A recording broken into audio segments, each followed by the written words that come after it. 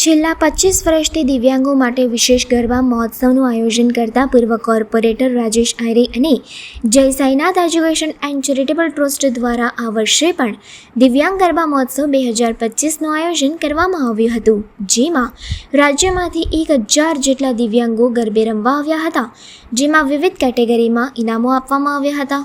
વડોદરામાં યોજાતા દિવ્યાંગો માટે યોજાતા વિશેષ ગરબા મહોત્સવમાં પોલીસ કમિશનર નરસિંહા કુમાર, સાંસદ ડૉક્ટર હેમાંગ જોશી, પૂર્વ સાંસદ રંજનબેન ભટ્ટ, ધારાસભ્ય કેયુરભાઈ રોકડિયા, રાવપુરાના ધારાસભ્ય બાલુ શુક્લ, બીજેપી શહેર અધ્યક્ષ ડૉક્ટર જયપ્રકાશ સોની, પૂર્વ ધારાસભ્ય જીતેન્દ્ર સુખડિયા, કોંગ્રેસ પ્રમુખ ઋત્વિક જોશી, કોંગ્રેસ અગ્રણી ભીખાભાઈ રબારી, રાજકીય અને સામાજિક અગ્રણીઓ સહિતના મહાનુભાવો ઉપસ્થિત રહીને દિવ્યાંગ ગરબા ખેલૈયાઓને પ્રોત્સાહિત કર્યા હતા.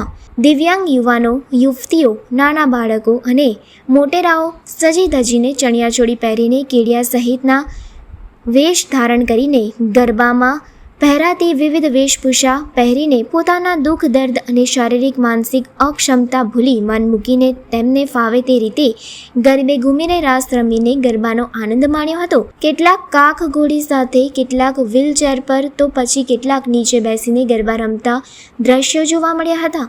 ગરબે ઘૂમતા દિવ્યાંગોને જોઈને એમ જ લાગે કે સામાન્ય માનવી જ ગરબે રમી રહ્યા છે. જય સાઈનાથ એજ્યુકેશન એન્ડ ચેરિટેબલ ટ્રસ્ટના માધ્યમથી દિવ્યાંગોને ટ્રાઇસિકલ, સિલાઈ મશીન તેમજ જરૂરી મદદરૂપ થાય તેવા સાધન સહાયનું પણ વિતરણ કરવામાં આવ્યું હતું, તેમજ વિવિધ કેટેગરીમાં ઇનામોનું વિતરણ પણ કરવામાં આવ્યું હતું. ત્રીજી આંખ એટલે સમાજની અંદર જે લોકો સારું કરે છે એનું બી બતાડવું છે, સમાજની અંદર જે ખોટું કરે છે એ પણ બધા છે. સમાજનું દર્પણ એટલે એક જે કરીશું હોય છે એ દર્પણ જ એટલે TNN ન્યૂઝ છે. અને એને સાથે શ્રીરંગ રાજેશ આયરે એટલે જે 25 વર્ષ પહેલાં લોકોને, દિવ્યાંગોને લોકો અંદર નહોતા જવા દેતા, આજે 25 વર્ષ પછી તમે જુઓ અને 2014માં માનનીય વડાપ્રધાન નરેન્દ્રભાઈ બન્યા પછી દિવ્યાંગોનું પ્લેટફોર્મ જ કંઈ અલગ થઈ ગયું છે. હું એવું માનું કે 365 દિવસમાં એક દિવસ બી આમની તમે સેવા કરશો તો સાક્ષાત પ્રભુની સેવા હોય છે.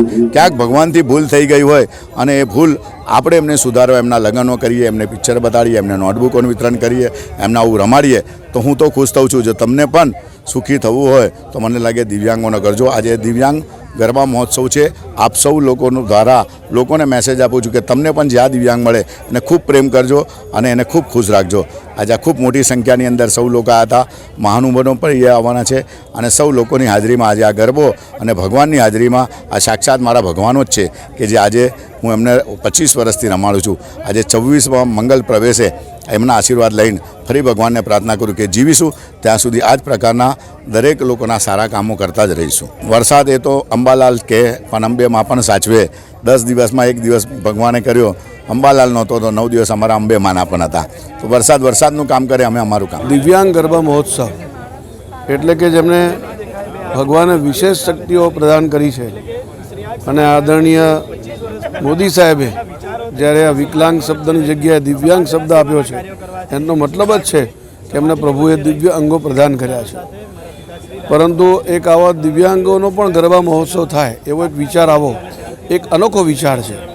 સામાન્ય લોકો માટે તો ગરબાનું આયોજન સૌ લોકો કરે છે, પરંતુ આવા દિવ્યાંગો માટે વિશેષ આયોજન થઈ રહ્યું છે એ ખૂબ આનંદની વાત છે.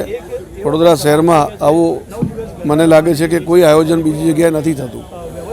આ આયોજન માટે શ્રી રાજેશભાઈ આયરે અને શ્રી શ્રીરંગભાઈ આયરે અને એમની પૂરી ટીમને ખૂબ ખૂબ અભિનંદન આપું છું.